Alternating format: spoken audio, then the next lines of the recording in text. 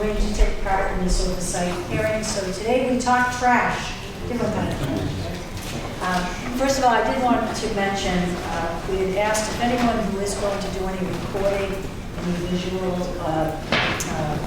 audio recording, if you could make sure that you've let either Henry or Serafino know, that we know who's recording.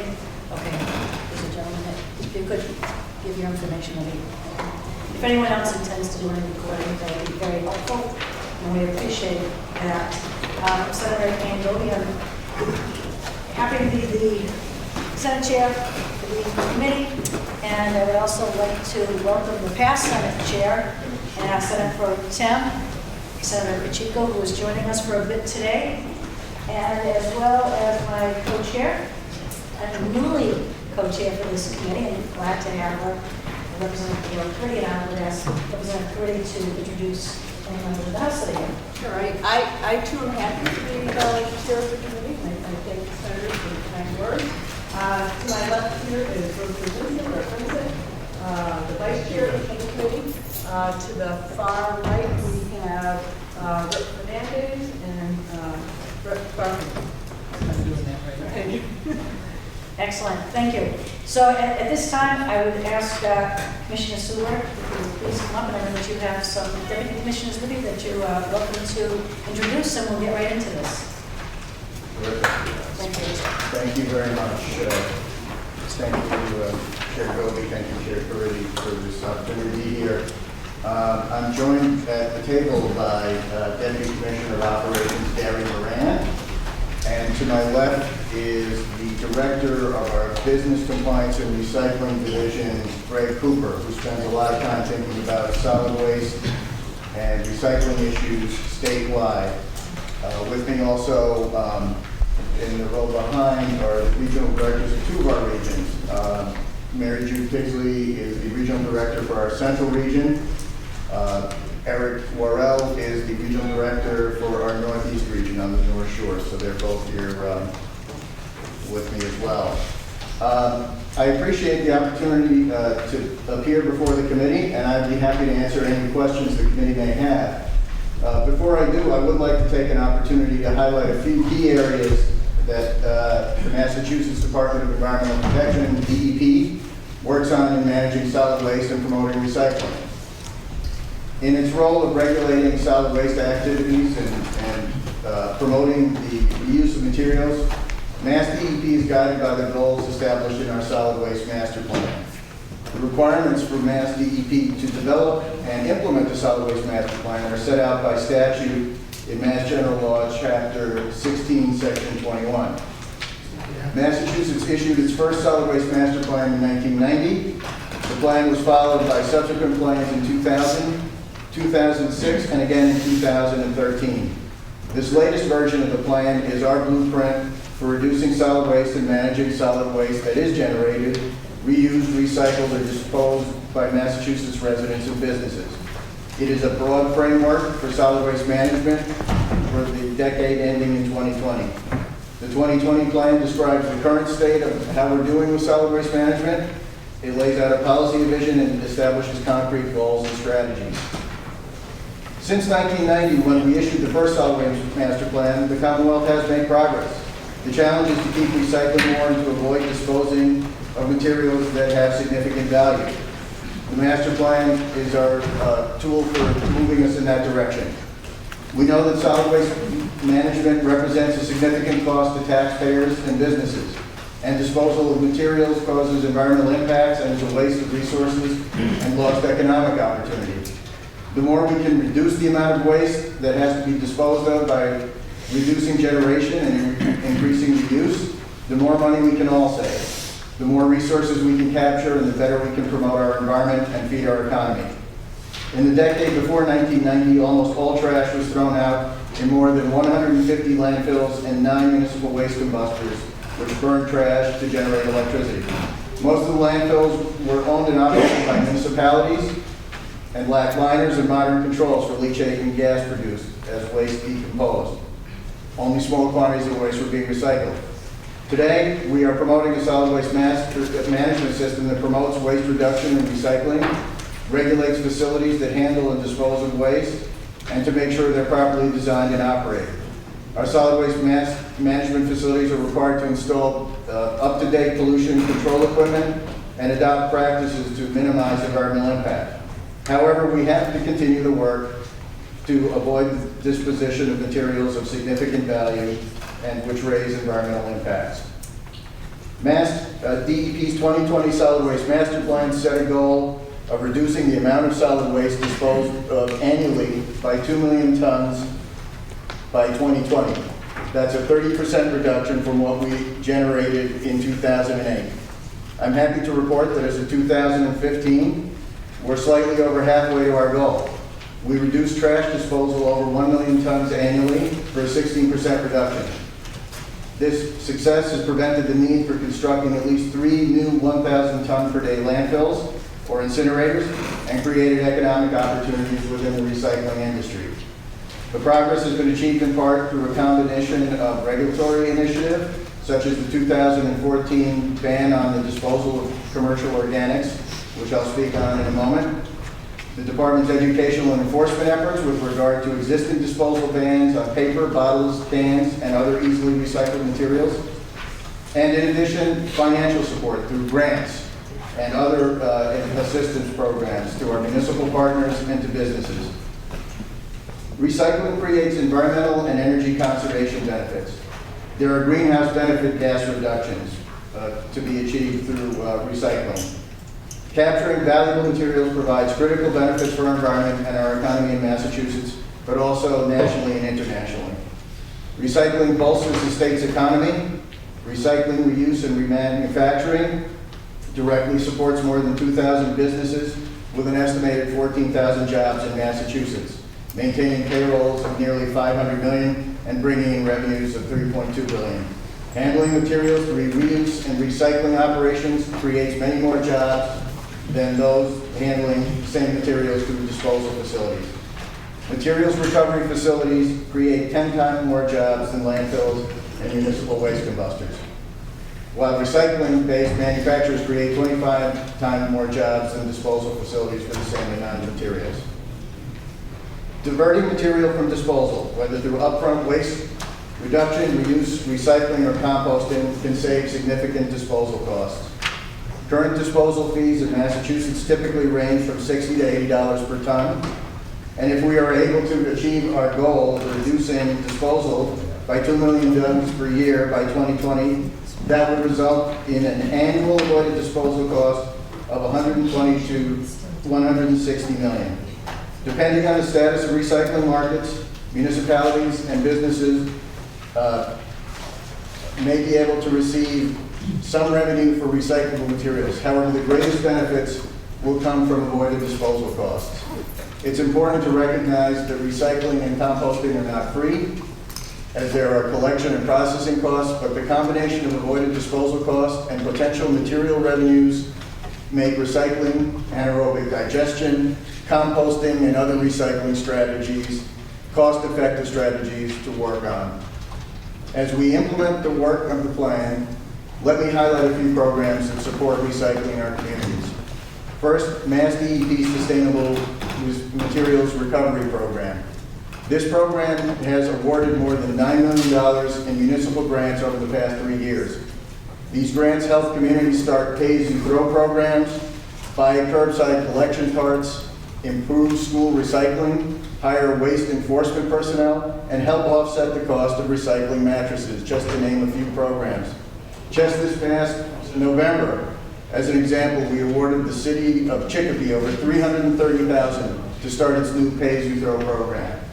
And I would note that this program is open right now. Municipalities and entities that support municipalities can make application through June 14th for this program. Our Recycling Dividends program, which started in 2015, has rewarded municipalities with over $3.2 million in funding to 166 communities for implementing best management practices in solid waste and recycling, with grant funding being reinvested back into municipal programs. We also provide ongoing technical assistance. We have municipal assistance coordinators throughout the state, 7 highly experienced solid waste and recycling experts that provide help with starting new programs, assist municipalities in contracting for solid waste and recycling, and promote coordination throughout the Commonwealth. They are known in the communities around the Commonwealth for their expertise and their ability to help. With our partner and contractor, the Center for Ecotechnology, Mass DEP is also providing practical advice to businesses that are looking to improve their environment and bottom line. Recycling Works in Massachusetts is the name of the program, and it is a recycling assistance program to help businesses and institutions maximize recycling, reuse, and composting. Recycling Works in Massachusetts provided waste diversion assistance to commercial and institutional entities through a robust suite of services, including direct assistance to over 1,300 businesses, nearly 7,000 visits to their website, 1,000 hotline calls, and 49 speaking engagements to interested entities and trade groups. This has resulted in about 10,725 tons of material being diverted from disposal. Mass DEP is also helping to stimulate recycling markets and maintain the benefits of recycling right here in the Commonwealth through the Recycling Business Development Grant Program, which is designed to help our recycling industry grow. Thus far, we've awarded $1.5 million in grants to 10 communities to buy equipment to help them expand their businesses and recover more of our waste. Although progress to date is impressive, we must recognize that the next 1 million tons of reduction will be tougher than the first and require a more concerted effort by us all. The good news is there is a strong correlation between recycling and a growing economy. We as a state still spend well over $500 million a year to throw things away. We must stop thinking of trash and waste as a focus and focus rather on investing in infrastructure to reuse and recycle materials. This is an approach that is known both in the state and around the country as sustainable materials management, and we are reaping some of the benefits of this mindset already. We need to look at only the $175 million in private investment in over the past 5 years to divert organics from the commercial waste disposal stream. Our first in the nation organics ban has resulted in more than 1,600 businesses diverting an estimated 300,000 tons of food waste annually. It has also resulted in the increased donations of perfectly good and usable food that might have otherwise been disposed to food assistance organizations, food shelters, 25,000 tons per year. Besides seeing significant increase in the area of food donation, there are 40 different facilities that accept and process this material into products, including 10 anaerobic digestion operations, creating renewable energy from food waste. One of the ongoing projects that we are very enthusiastic on is the Greater Lawrence Sanitary District. Using resources from the State Revolving Fund, they are developing an ability to expand the amount of organic waste they can take to generate power and heat for its facility. A win-win-win for all concerned. Going forward, the most critical issues we need to address to reach our 2020 goal fall into 5 areas. First, we have to improve and reduce contamination in recycling, particularly in single-stream recycling. We work closely with the recycling industry to develop a recycling IQ kit to raise awareness and educate residents about the need to keep problem materials out of the recycling stream. The good news is people want to recycle. The problem is they don't always know what can and should be recycled or how. Mass DEP is at the forefront of addressing this issue with this IQ kit and other educational efforts. At the same time, we'll work with our municipal partners to expand and ensure that all residents have access to recycling services. We need to increase the reuse and recycling of construction materials. Overall, our recycling rate for construction materials has hovered around 25%. We believe we can increase this rate through more aggressive building materials donation and enhanced processing activities. Promoting more green building development, educating contractors on how to separate materials, save money, and supporting new sorting and processing technology to produce higher added value products can help get us there. We need to increase reuse and donation for waste generation reduction. In addition to building materials, there are excellent opportunities in other sections. We've talked about food, textiles, carpets, mattresses. Textiles are an example of the potential opportunity. We dispose of over 200,000 tons of textiles every year, 85% of which can be recovered and reused by organizations like Goodwill, Salvation Army, and dozens of other organizations. The fourth area we have to focus on is waste ban compliance. The need for ongoing inspections, education, and enforcement is clear. About 1 in every 5 loads of trash we still see has quantities of waste ban materials. Our waste characterization studies show that 35% of what we dispose of statewide are materials that can be recycled. We'll continue to strive to increase compliance with ongoing educational efforts and ongoing enforcement efforts. Over the past 2 years, Mass DEP has conducted more than 1,200 inspections of solid waste facilities where violations have been observed. We have taken action in enforcement and collected more than $350,000 in penalties. Finally, increasing management, sort of a catch-all for all of this, increasing materials management capacity. We know that we are going to lose landfill capacity in the next few years. The capacity is projected to drop from 5 million tons of in-state disposal capacity in 2016 to 4 million by 2020 due to landfill closures. There's much we can do to leverage other forms, such as anaerobic digestion, composting, and recycling. We've seen particular growth in certain areas, and we're looking to encourage that type of growth in others. As we work to achieve our goals, we must also begin to take a fresh look at the future of solid waste management, or should I say sustainable materials management. What will it look like beyond 2020? So Mass DEP will reinitiate the same thoughtful and painstaking process it has used to develop earlier versions of our master plan, consistent with the requirements of the statute. We plan to start this summer stakeholder discussions on the crafting of what the 2020 to 2030 solid waste master plan will look like. We will be talking about some of the issues and opportunities I just discussed. We will be ensuring in-depth and thoughtful discussion on the future of solid waste and material reuse. And I know there's strong interest in getting these discussions going. Over the past year, I've been approached by people from all sectors, be they the disposal industry, environmental advocates, the recycling community, municipalities. Everybody's interested in this topic, and we believe it's time to get the discussion going again.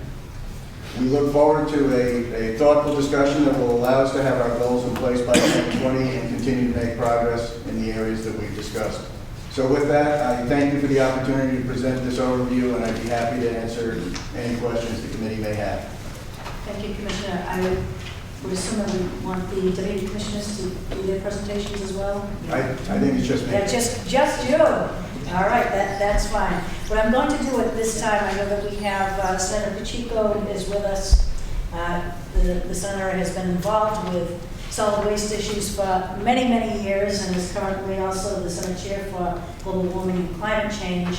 And I know that he had a few things that he wanted to ask, and I'm going to defer to him, and then because I know that he has to leave, he has a tight schedule, and then we'll get to the committee questions. So, Senator Pacheco, please. Thank you very much, Madam Chair, and let me just begin by thanking you and congratulating you and the House Chair for your appointments as the co-chairs of this committee. It is indeed an extremely important committee in the legislature, and this is one of those issues that should be at the forefront and is at the forefront today because of both of the chairs and members of this committee calling for this oversight hearing. And I wanted to thank you for reaching out to me and asking me to come by today. As the Senate Chair is aware, we have been working on landfill-related issues and looking at the mix in our landfills. What it actually is made up of, and the amount of waste that should not actually show up at landfills, because we could be doing a much better job in the Commonwealth by increasing the recycling rates for cities and towns. And this is becoming a critical issue for many municipalities, it's becoming a significant issue in terms of their ability to finance, trash removal and trying to deal with the issue.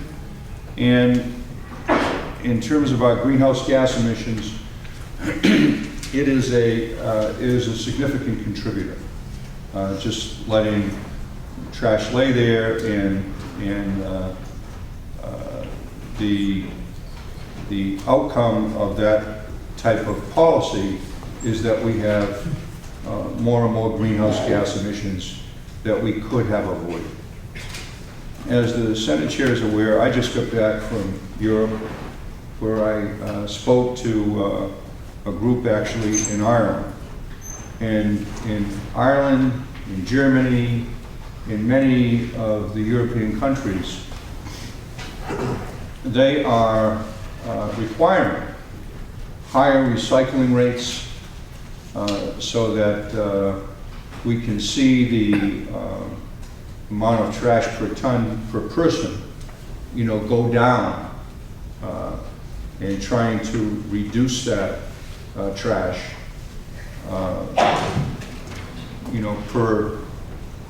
per person tonnage, to get it down before it goes to landfill.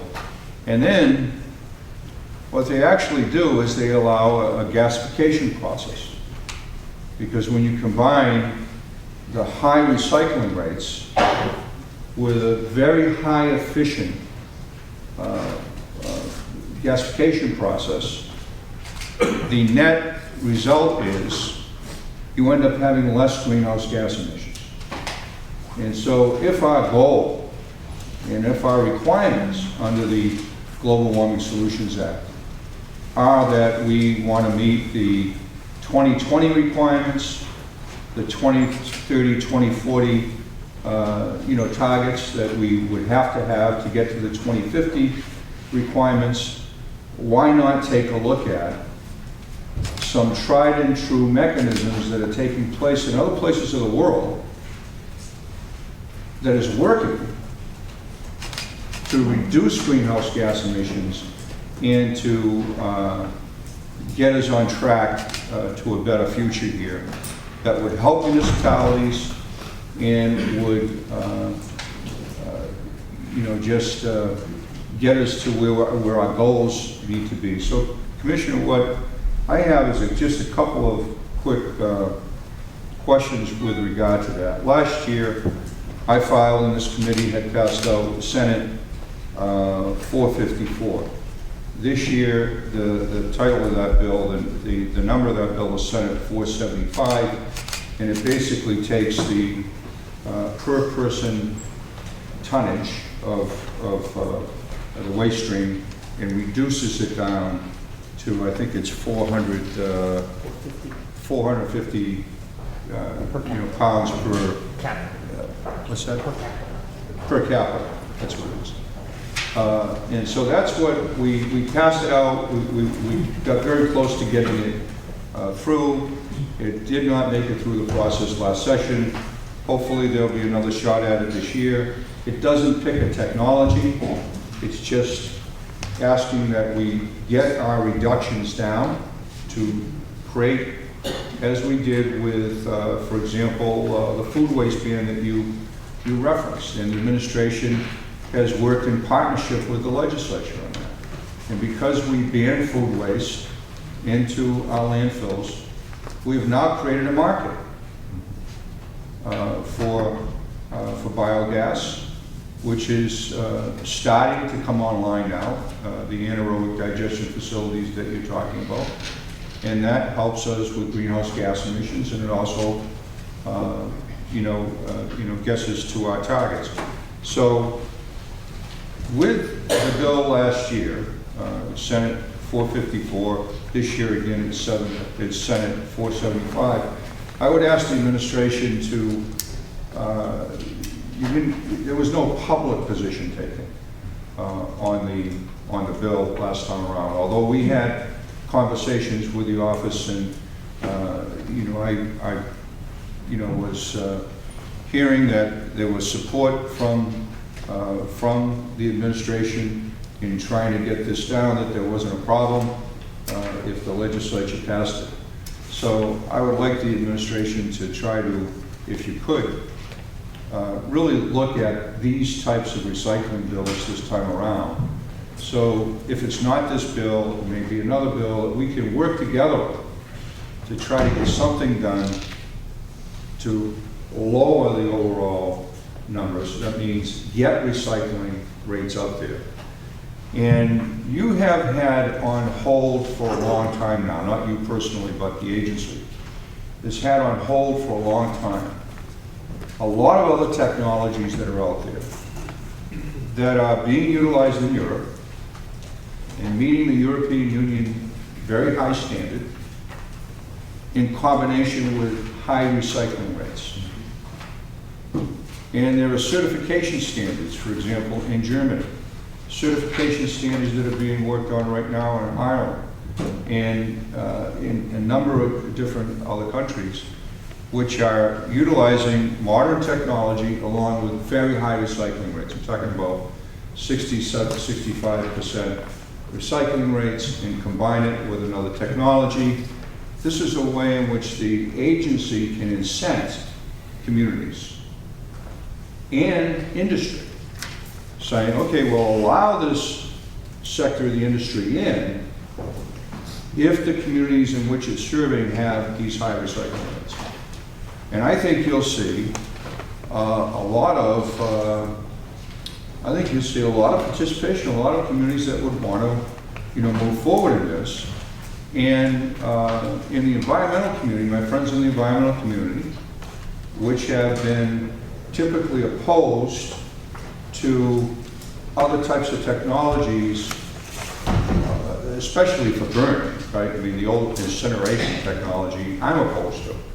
But a lot of folks in the environmental community, if they can be assured that we're talking about very high recycling rates, combined with the most efficient technology that's out there that meets European Union standards, I see a welcoming of that type of proposal as long as those recycling rates are going down.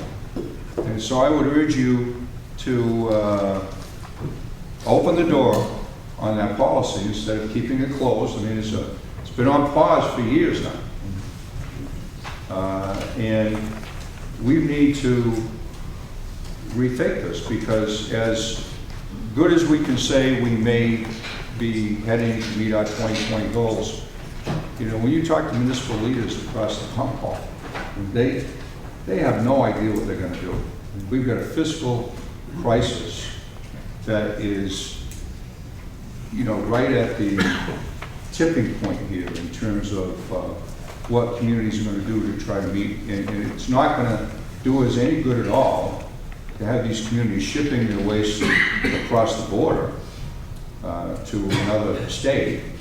And then, those greenhouse gas emissions just go off the charts. So that's my first suggestion and question. Can we take a second look at this? Can we take a second look at it? Will you take another look at these bills that are filed so we can get the administration on board lobbying for these bills? And let's take a look at this other technology. And my final point, in 2014, part of our waste piece, we passed an amendment to the 2006 Mercury bill. And you know as well as I do, it's a big problem in our landfills these days. And we were hoping that at this point in time, we're sitting here, it's now 2017. This was an amendment to a 2014 bill. Now I know your agency has been strapped, and we've seen significant reductions in the budgets of the environmental agencies, and that has impeded your ability and the department's ability to get a lot of these regs done. But we really need to get this on track. I understand you're hoping to have a preliminary set of regs out in the summer. sometime in July or August, I guess. And if that's happening, that's great, because we need to get that done. So those are my two concerns, because when I look at what's happening, and I just got back from Europe, and I'm amazed what they're doing. And they're doing it all through the viewpoint and through the lens of bringing greenhouse gas emissions down. Well, that happens to be this administration's goal, happens to be this legislature's goal. And so if we're doing everything through the lens of trying to make sure we have a strong economy while at the same time bring greenhouse gas emissions down, why not take a look at what some of the most progressive countries in the world are doing in this regard? And so that's the questions I have for you today. Thank you.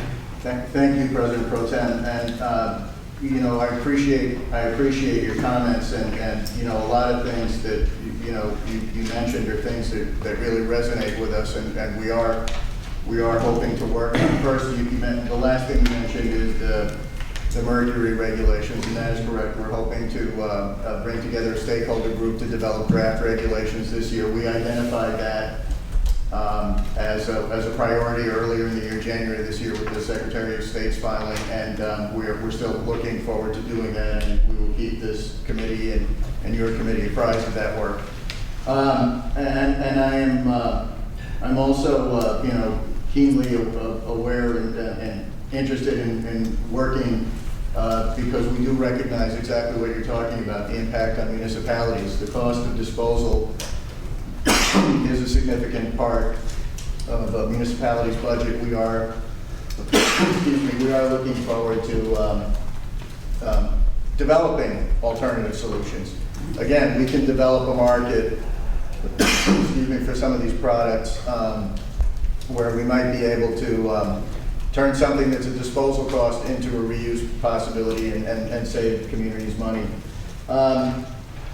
We are also keenly interested in promoting new technology. The success with anaerobic digestion that you highlighted is certainly something we're hoping to see more of. In terms of the other new technologies, I will say that one of the things, we did do in the last master plan was we did have a carve out for pyrolysis and gasification. We have not really had many takers for that. The things that you say that are different than conventional incineration, and so I'm hoping that as we engage in this look at where we're going from 2020 and beyond, which again starts this summer, we can get a better sense of why, and we can also get a better sense of what other technologies are out there that might be good candidates for promoting recycling. We do hear from a lot of stakeholders. Again, the European experience, other parts of the world that are turning something that was viewed as disposal into a reuse or an economic opportunity. So with that, with all the suggestions, we would be happy to engage with you and maintain have a good discussion about it. Our goals are exactly that. We have a 2050 goal of getting to 80% reduction, not only for greenhouse gas emissions, but also for solid waste disposal reduction. So we have a lot of work to do, and 2020 is going to be here very soon. So we're looking to make progress on all these areas, and would welcome the opportunity to work with you. Yeah, just one final comment, and in order to do that, I would just suggest that the department may want to look at a new program for municipalities and look at some of the resources that we have in the environmental bond bill that the Senate Chair and I and so many worked on over the last few years, because there are resources that are available there if the administration wants to use them. Put forth as in two cities and towns to ask them to consider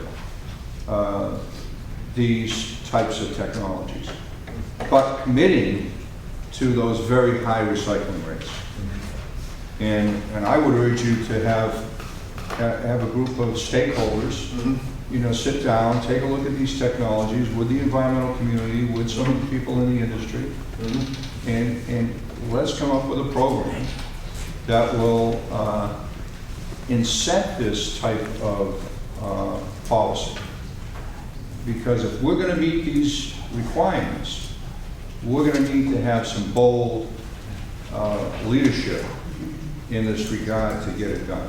And we're going to need the participation of all the stakeholders, and very importantly, we're going to need to have the participation of those folks in the waste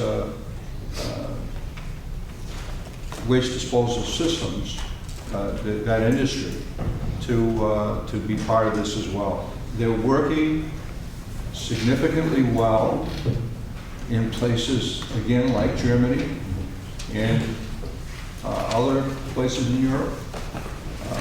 Why can't we have that same type of partnership here? I think we can. It's just a matter of people recognizing it. It's just like a few years ago, we were talking about offshore wind like it was something that couldn't happen. When everybody did the research on it, now we're waiting for the bids to come back, right? We're getting through the rest of the procurement process, and hopefully we'll be embracing the new technology here in the state. We can do the same thing with the rest of our waste stream if we want to embrace some of the technologies that are out there. So I hope we will do that, and I look forward to staying in touch. I thank the chairs for inviting me here today. The Climate Committee on the Senate side will be having some oversight hearings in this regard as well, and I wish this committee well on this, because I think this is, the time is here. We're all hearing from our constituents, from our municipalities. They don't want to put up with the same system anymore, and I think there's a way to create a new program to actually incent cities and towns that would host the right type of, even maybe a regional type system where you can get the recycling rates very high, combined with waste-to-energy facilities that can come online and take care of the rest of the waste stream that is left. As long as at the end of the day, we're looking at it through the lens of lowering greenhouse gas emissions. So, thank you. Thank you very much. Always nice to have the godfather of reducing greenhouse gas emissions with us. We appreciate that. And thank you very much. For that. I'd like to just, to start off, and just want to piggyback on a couple of the things that the senator brought up. And obviously, we're getting into the Senate budget cycle, and it's always a difficult time. And we know that DP budget has had its difficulty through the years. And looking at your testimony when you were talking about improving waste ban compliance, showing that still over 35%, and these are your words, of what we dispose of statewide ban materials that can be recycled, strive to increase compliance. So I want to talk about that increased compliance issue to begin with. How many compliance officers and investigators are employed today by DP? We have about, is it 32, 33, I'd say, yeah, 33 people, FTEs, full-time devoted to solid waste activities. I would say about 2/3 of them are in our regional offices dispersed. We have about 4 or 5 FTEs in each of our 4 regional offices, and then we have headquarters folks that perform a variety of functions, many of which are related to education and enforcement. Those FTEs don't include people that support them, people like the attorneys if there is something that's going to a more serious enforcement process, but those are the people that we they record their time as working full-time on solid waste and recycling issues. So, just so that I'm clear, so you mentioned that some people are kind of doing dual things within DP. So how many people specifically? 33 FTEs work on solid waste. All the time? All the time. Just completely? Okay, thank you for that. Do you feel that there's enough? Well, we're always in the business of making sure that we're using our resources wisely and effectively. I will say that one thing, when you talk about the budget, there is one element of the budget that's extremely helpful this year. It's in the House. It was in the governor's proposal, and it's also it was also in the House budget. 5 new FTEs. That's basically one per region, with one region potentially getting a second FTE for compliance and enforcement types of activities. We're leaving it up to the regional directors to figure out where they get the most value for that new FTE if we're fortunate enough to get it at the end of the budget process. But I suspect at least in a couple of the regions that FTE will go towards solid waste enforcement and helping us keep track of things. The other area where we're spending time on is our ongoing investment in technology. Right now, a lot of the work of the inspectors is still done manually. We're either reading paper reports or looking at things on screen that isn't as fully developed as you would like it to be. So we have a major investment ongoing through our capital program. It's called the IPAS program, and what it will do is it will allow and require people to file permit applications online, compliance reports online, and it will allow us to mine the data in a much more efficient way. So that's another area where we're investing in how we do our solid waste work. It's not just for solid waste; it's for programs across the Commonwealth. But we're hoping in the next year or so that we'll see some significant progress in that area. So I would assume from that is because that reporting is not being done now, or is not being done properly now? No, it's being done, but what I'm saying is it's being done in a very low-tech way. What we're looking to do is have it more 21st century reporting, as opposed to paper reports or CDs or people sending attachments via email. If you can report online, the data gets mined automatically by the system you have, and it takes a lot of it frees up a lot of people not to spend time mining the data and actually reacting to the data and using the data to design either enforcement approaches or educational approaches. So with those 33 people that are dedicated now to the solid waste, and if we're still at 35%, so doesn't that seem to say that you need more people to get that number down, or what can we do on some of these ones? Well, again, it's a combination. It's a combination of things. First of all, the House budget, or if we get the 5 additional FTEs, that will be helpful. Secondly, there is an ongoing discussion. We have processes in the department. Part of what Gary and Greg, my colleagues either side of me, do is they look at the data periodically and decide where are the areas where we're seeing compliance, where are the areas we need to focus on. They're using as much data as they can, talking to their people talking to their colleagues in the regional office to put a particular emphasis on areas. We use that process. Again, I cannot emphasize that it's, inspections and enforcement is an absolutely essential part. We have to be out there, and we have to make sure we're out there in a meaningful way so that people know that if they're not seeing us today, they will see us someday, and hopefully at a time when they're least expecting us, because we get a lot of compliance as a result of that kind of strategy. There are other things we can do. Again, the educational emphasis that we're talking about, which also takes manpower, but again, I think we've had some really good partnerships with some really good efforts here. The idea of educating people. Part of what we do is if we find there's a failed load, and Greg can talk about this in more detail. We not only try to make sure that what we try to do is figure out where that load came from, and try to figure out what the nature of the problem was. Is it somebody that's just flouting the rules, or is it somebody that is unaware of what the rules are? Is it somebody that's having a service problem? They're trying to not only identify where the problem is, but when they see a failed load, they're trying to track the paperwork back to figure out where it came from and why that material was in the waste system in the first place.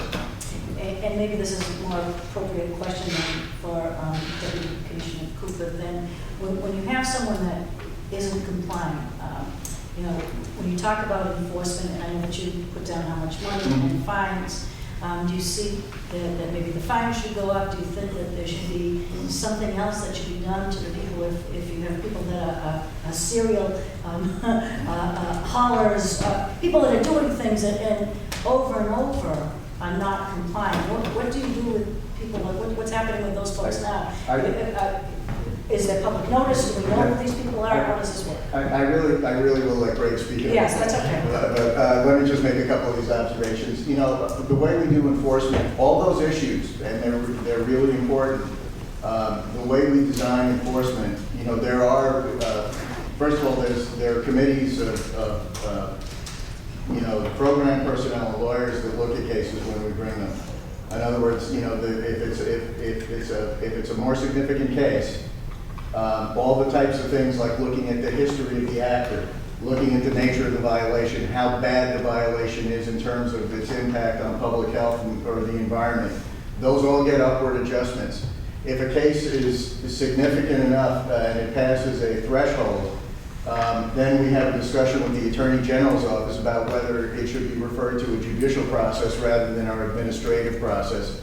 So we do try to make sure that we're using exactly the types of factors that you're thinking about. And we tend to document these in our case write-ups that we do when we're preparing a case. So yes, if we see repeat violators, they're going to pay a bigger penalty, or more likely they're going to be seeing the Attorney General's office in a judicial proceeding if we can.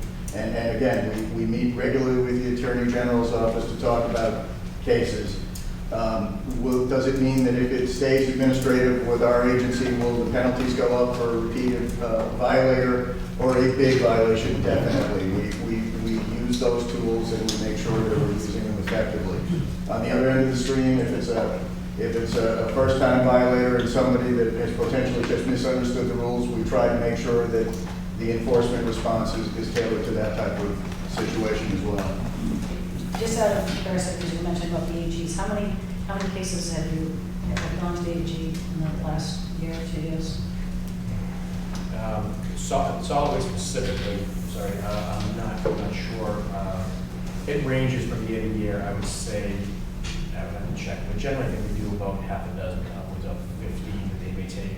Part of it is the capacity for them to take on the cases. They're a lot more significant undertaking than the Attorney General gets involved. Just by the nature of the case, it's that important that they want to take it on, and we're now getting into either instead of judicial process, either civil or criminal. And we can get you the precise numbers of how many cases went generally and how many cases went on a solid waste basis for the past couple of years, if that's helpful to the committee. I think it would be helpful, and we can check to the AG's office on that. I do have some other questions, but I don't want to monopolize all the time, so I'm going to turn it over to some of the folks, and I would like to welcome Representative King, Representative Elkos, who are here, and I will get, sure, please.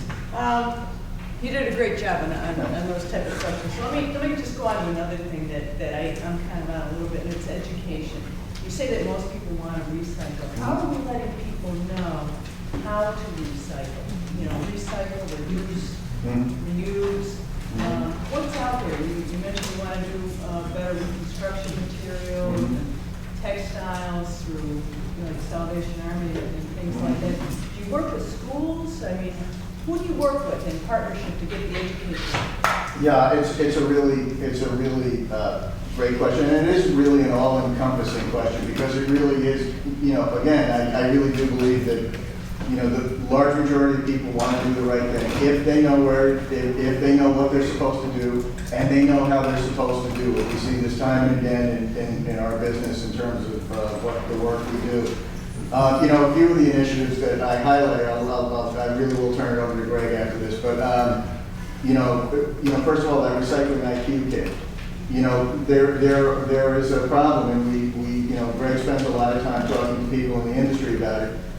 People want to do the right thing, so sometimes if they're not sure about it, it goes in the recycling bin anyway, and it may end up causing a problem if it's not a recyclable. So the recycling IQ thing that really is clear about identifying it.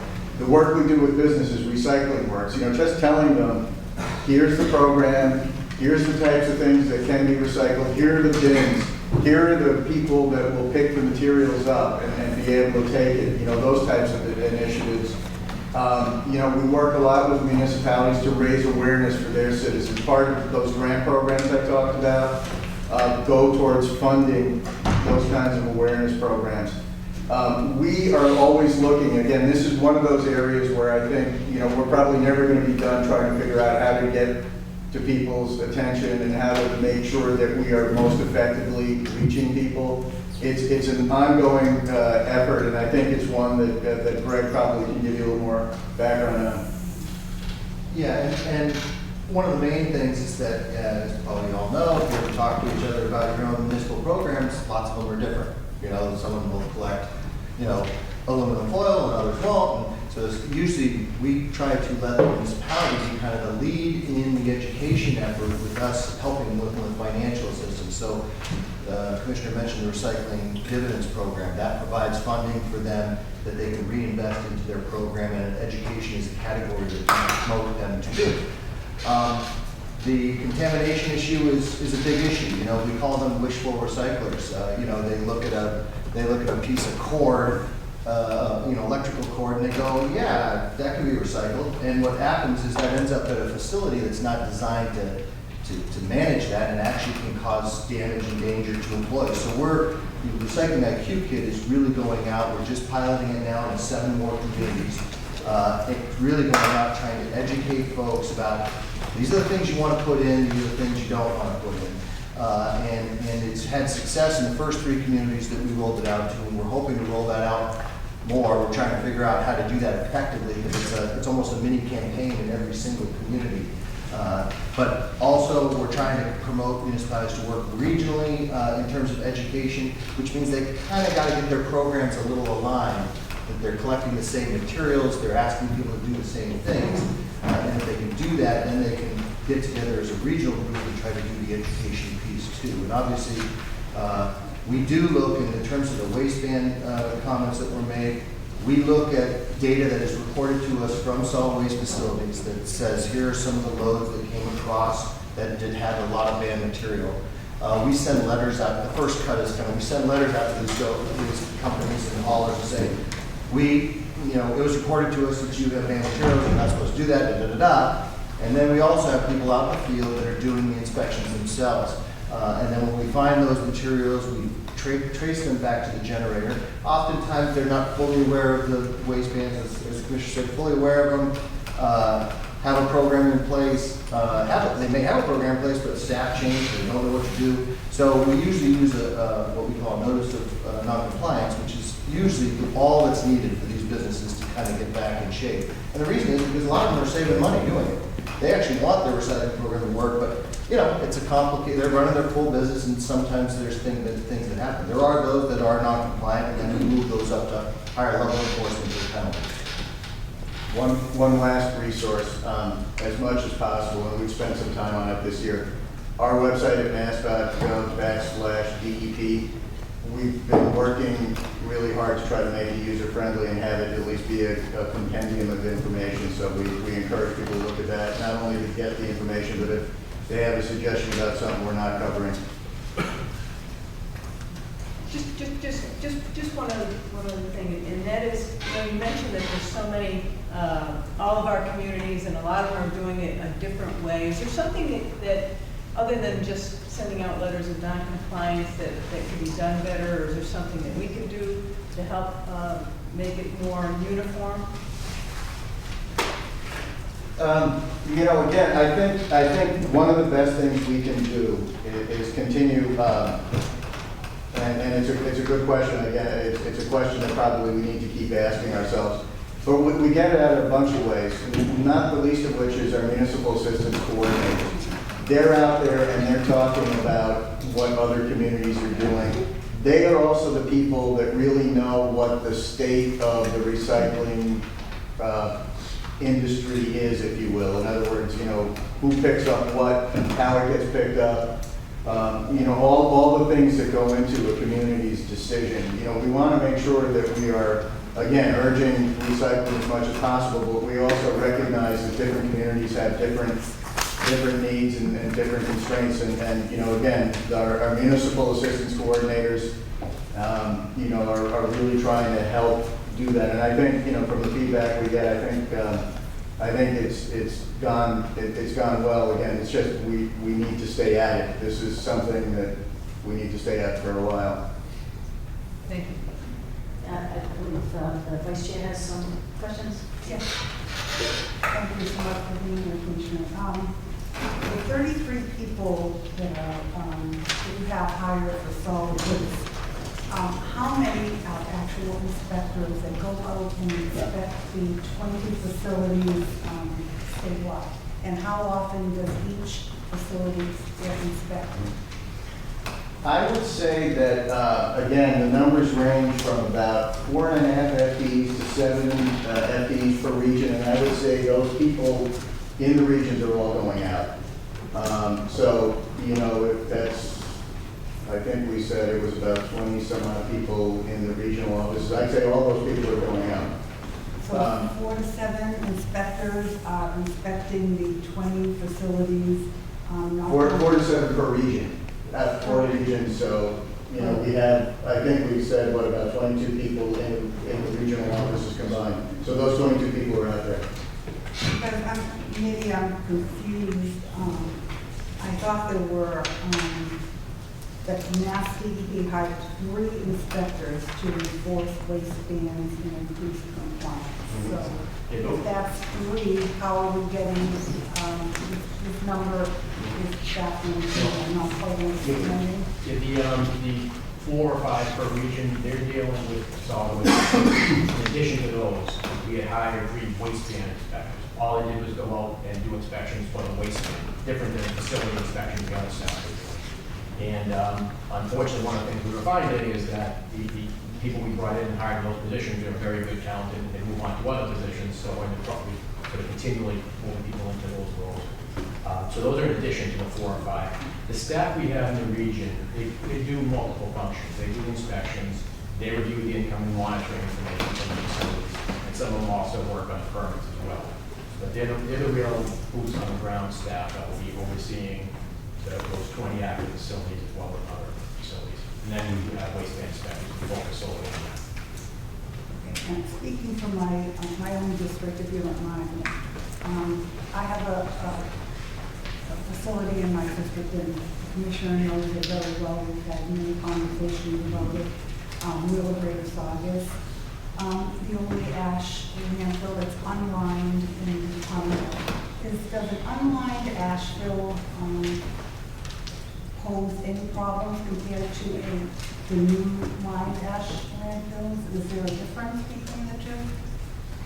Would you, and another question, would you put an unlined ash landfill today in an area of critical environmental concern where it currently is? Well, we wouldn't authorize an unlined landfill, period. I mean, what we're dealing with is we have a historical facility that we're addressing here. We do make sure that, for any new construction, they meet current standards. And so any new facility, any expansion, would have to make sure that it's meeting the current facilities for being lined and capped and maintained in accordance with contemporary standards. So, Well, and on you wanna that add same, in? Well, it's not being at the time that the system was put in place, but my understanding that was evaluated at the time to see if it could meet the same performance standards as what was required at the time. at the time. So at the time, exactly. So it has this slurry wall of the collection. And we do continue to review the monitoring information just to make sure there's not a problem. How often is Real Greater Saugus monitored, and how often are the inspectors there? I think the monitoring for groundwater would be quarterly. And inspectors for regular compliance inspections for the large facilities, they'll be there. We have scheduled inspections 2 or 4 times a year, depending on the facility. But in addition to that, we also we respond if there are any issues. With ongoing construction, we do additional inspections. So it would depend on what's going on at any given point in time. If they're moving more toward construction, maybe regular maintenance, or if there's an ongoing nuisance, odor, some particular problem.